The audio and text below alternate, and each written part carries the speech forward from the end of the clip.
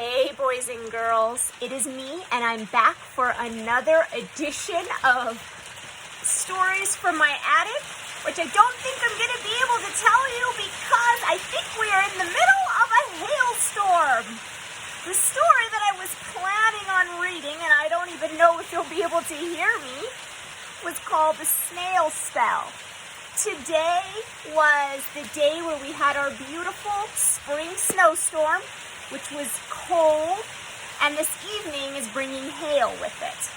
And so when I went up to my attic this evening, and I found this book. I was really drawn to it because it reminds me of spring and summer. Now, you'll notice that this story is about a little boy who imagines what it's like to be a snail. A lot of gardeners do not care for snails because they can destroy what gardeners are growing.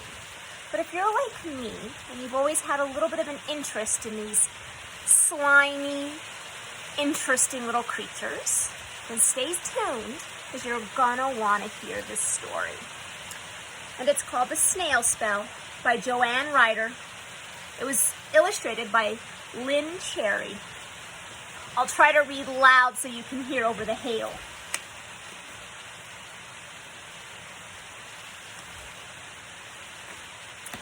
Imagine you are soft. You have no bones inside you. Imagine you are gray, the color of smoke. You are shrinking.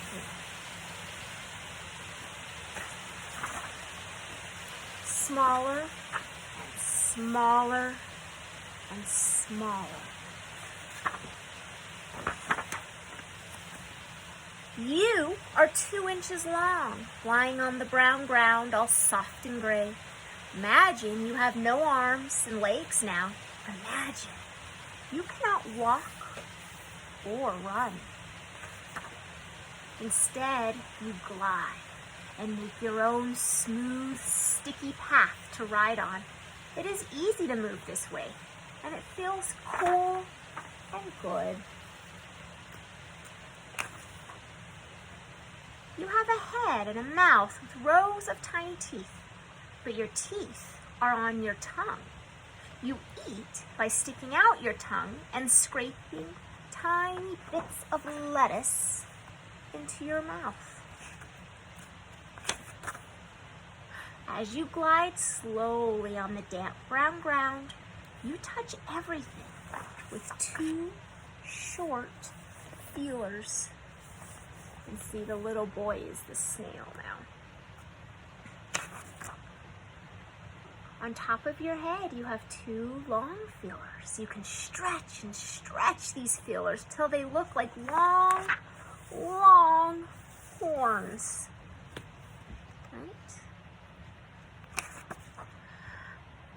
Your small black eyes rest on the tips of these feelers. One eye sees the brightness above. The other feeler curls around a lettuce leaf. Now you can see the darkness there. But your feeler touches something in the dark, something wriggling, something alive. Fast as you can, you move your feeler back. You tuck your eye inside your feeler and you hide it from danger. Your eyes glide down and down and down into your head.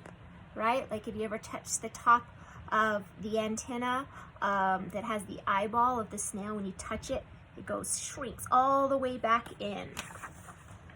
When you feel safe, your eye glides up and up to see your world again. You are soft and small and slow, gliding up and down and upside down.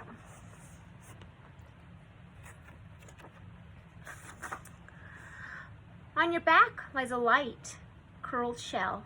It is part of you, and it grows as you grow. Whenever you want to rest, you have a place to go. First, you tuck your feelers inside your head. Then you draw your head and soft gray body inside your shell. And you sleep.